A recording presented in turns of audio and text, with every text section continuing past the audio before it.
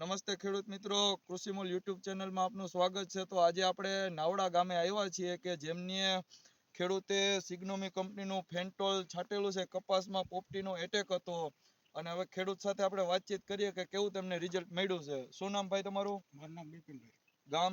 Navda. Mobile number? 88 49 16 72. હવે આપણે કપાસમાં શું વાંધો હતો? પોપટી હતી. પોપટી હતી. તો પછી આપણે શું છાંટેલું છે કપાસમાં? હા, છાંટેલું છે. સિગ્નોમી કંપનીનું ફેન્ટોલ તમે છાંટેલું છે. કેટલા દિવસ થયા છાંટ્યું એને? 4-5 દી થયા. 4-5 દિવસ થયા છે. શું કે રિઝલ્ટ એનું?